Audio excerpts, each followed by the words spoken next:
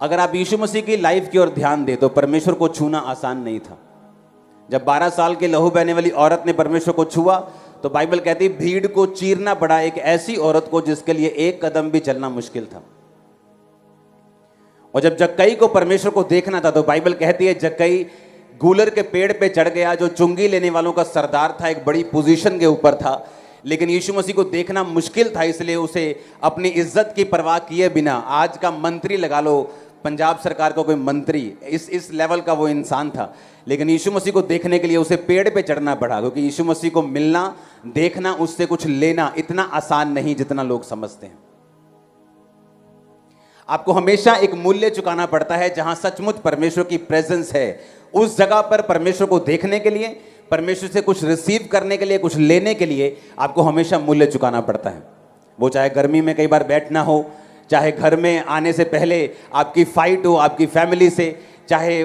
सब महीना सारा सही चल रहा हो, संडे के दिन वो पैसों की तंगी हो, चाहे वो कलेश हो, चाहे वो दिमाग का डिप्रेशन हो, चाहे वो कुछ भी हो, शैतान हमेशा आपको रोकता है ताकि आप परमेश्वर की प्रेजेंस में कभी ना पहुंचे और परमेश्वर से उन चीजों को कभी ना ले पाएं जो परमेश्वर ने भी आपके लिए सोची और आप भी ये चाहते हैं कि आपको मिले। हालेलुया। 12 साल की लहू बहने वाली औरत अगर ये कहती कि मैं तो हिल नहीं सकती हूं,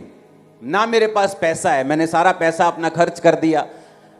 तो काश यीशु मसीह मेरे घर से, मेरे मोहल्ले से कहीं आगे से निकलें तो मैं यीशु मसीह को छू पाऊं और यीशु मसीह से चंगी हो पाऊं। लेकिन बाइबल कहती है उसने एक भी बहाना ना बनाकर यीशु मसीह को अपने घर से निकलकर अपने जान की परवाह नहीं की, क्योंकि वो अशुद्ध औरत थी,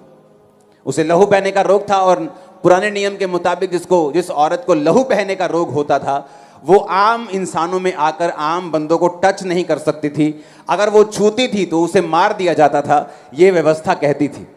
उसने अपनी जान की परवाह नहीं की, अपनी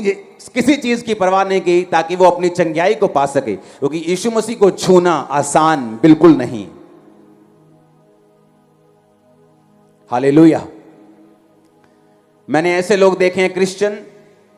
कि 5 लोग हैं क्रिश्चियन, 5 को सेम प्रॉब्लम है, लेकिन एक मैंने उसमें से ऐसा देखा है जिसने अपनी प्रॉब्लम के सामने घुटने नहीं टेके, उसने परमेश्वर के सामने घुटने टेके और प्रेयर की कि परमेश्वर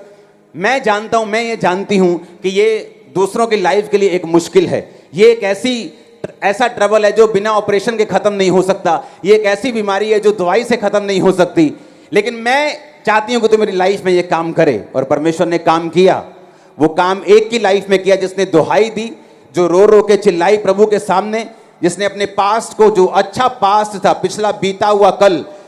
उसने चर्च मिस नहीं की, प्रेयर मिस नहीं की, रोजे मिस नहीं किए, रिकॉर्ड अच्छा रखा और परमेश्वर ने, मैंने देखा, उसे छुआ और आजाद किया। और वो 4 भी क्रिश्चियन हैं, वो भी चाहते हैं परमेश्वर मुझे चंगा करे, लेकिन अभी भी उस फाइट, उस बीमारी से वो लड़ रहे हैं,